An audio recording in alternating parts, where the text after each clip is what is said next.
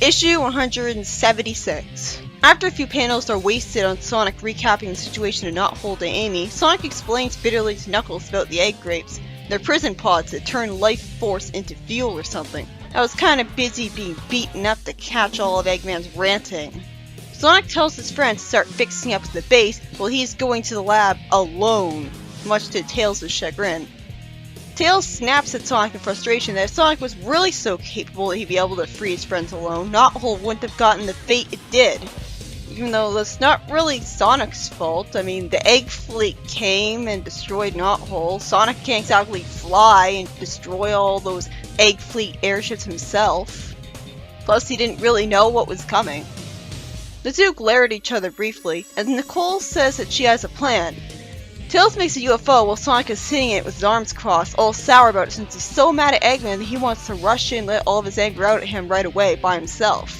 The UFO starts heading for Eggman's base, and as Eggman wastes panels pointlessly bragging like a predictable villain, at one point Elias is called the weakest king ever, and his wife reminds him that she married him for his strength and bravery in the first place. This would have had some impact if we actually got to see how they got together. Instead, I'm not sure how he showed her those traits of his. I loved the few times when he was like an action hero, like when he went on a mission with Sonic and Jeffrey, but we didn't really get to see any of that. Even though seeing Sally's brave prince be like a freedom fighter's own right would have been cool. Eggman activates the egg grapes with Snively, and Sonic panics at the possibility that he's too late again, and Nicole reads a port access up top and says she should be plugged in there. Everyone gets busted out as Sonic, Amy, Tails, and Knuckles destroy the egg grapes pathetically easily, which is really implausible since I'd expect the egg grapes to be made of much harder to break material than that. Also, for some reason Charmy's hurt or something, I'm not sure why. I don't think the panel showed it off very well. Did he get Eggman to activate only his egg grape, serving as a vital distraction? Eggman runs away, yelling at Snively for missing 3 people with his teleporting lasers, and Snively says 3 out of how many hundred, which is weird. He didn't miss that many people. Then Tails rips off a part of something technology-like with Nicole near him because he's that strong, I guess. And Nicole says that without Adam, Eggman's systems are wide open for her to damage, because Eggman never bothered to fix that issue apparently. Dr. Quack says he doesn't have any of his tools to help Charmy just as Mammoth Mogul and Fang show up. I guess they were captured by Eggman too, since they're standing around here like it's nothing. But he says Charmy's at least stable, and Nicole says she's gonna finish preparations at home. This confuses Tails, and she says there's no time to explain and orders Tails to stay with the group. He reluctantly leaves, hoping her plan will work.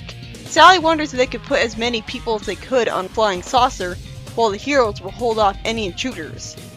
Sonic then says no, and Sally nags him that running away is not always a good plan. And then she's baffled to learn that Nicole is the one who made their plan. Why is she so surprised? Either way, this convinces Sally of its legitimacy because she respects Nicole's intelligence, I assume, and she tells everyone to stick together, as Sonic and Tails look ashamed and regretful, trying to apologize to each other about their earlier outbursts at each other. It was a high-stress situation, and if Tails hadn't stopped Sonic, he wouldn't have saved everyone because he wouldn't have brought Nicole with them. Then Eggman shows up in his battle suit, telling everyone to get back into those egg grapes. Pretty stupid of him to say since I thought they were all destroyed. He saw it happen. As a few people get teleported away with lasers recapturing some people nearby, Sonic tells everyone where to run. Eggman says to Snively that he's recaptured most of the people and the rest are trapped at a dead end. Snively isn't allowed to finish his train of thought about the teleporting beam. After Sonic decides not to tell Sally his plan because it'll ruin the surprise for Eggman, getting her all panicked, he lets himself and his friends get teleported away, amusingly joking about going to oblivion. And Snively yells at Eggman that he's been trying to tell him the entire time that the teleportation frequency was tampered with, and there's nobody in the reserve egg grapes. Oh, reserve egg grapes! So that's how Eggman still had egg grapes left. He was talking as if he meant get back in the same ones you were just in. He wouldn't have said back if... I don't know. Eggman angrily says that he's remote launching the egg fleet now and orders Snively to track down the frequency and tell him where the heroes are. It turns out everyone's been teleported to the Nanek City, which, by the way, looks like a kind of golden utopia, like Sky Sanctuary with a castle and everything. I really love what Nicole's done with the place. Well, I assume it was Nicole. It's good that this concept was actually taken advantage of after just sitting there for so long. Somehow, Nicole even rebuilt the Lake of Rings. and is naturally asked if it actually will be able to produce rings like the old one. I've read all the way up to almost Sonic Universe 1 by this point, and I still don't know if the Lake of Rings can do that. I mean, that wouldn't really make any sense unless she managed to replicate Nate's ring producer.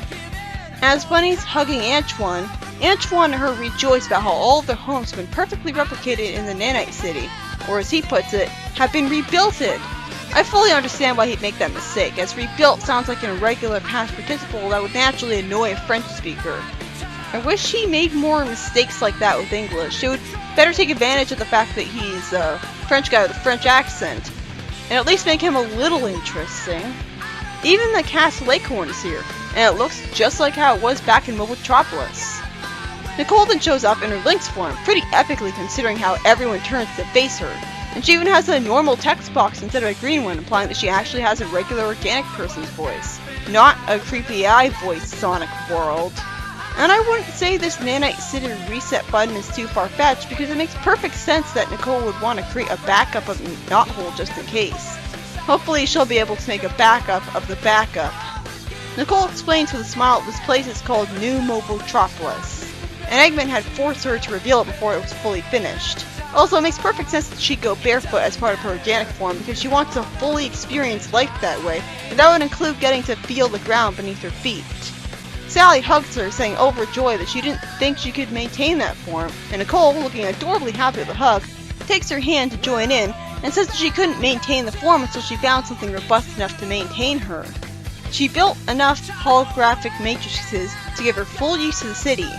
Does that mean her organic body's restricted to New Mobotropolis?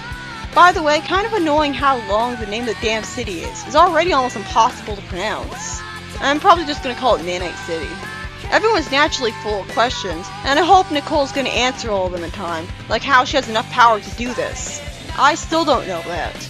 The story ends with Eggman showing up with Zeg Fleet, but it's not enough to diminish the happy ending. The only story of this issue was written by Ian Flynn. Pretty simple conclusion to everyone being trapped in egg grapes, as Sonic and his remaining friends just destroy them ridiculously easily when I'd expect them to be made of better materials than that.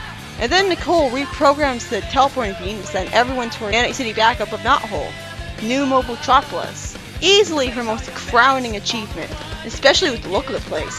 I expected the Nanite City of hers to look all alienatingly technological, but instead it looks exactly like Knothole. Great job, Nicole! I'm sure the people of this city will be forever grateful to you and always respect you as a person. It's also great that she can just walk around organic as much as she wants now, at least in the city. I don't know anywhere else. That's her second crowning achievement. She's definitely at her best at this point.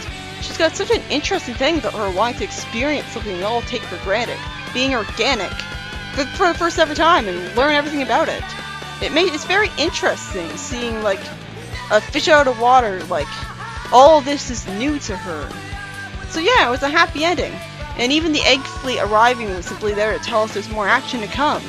It also makes sense that Eggman was too arrogant to let Snidely warn him not to use the teleporting beam, since it looked like it was working and he wanted to enjoy the moment.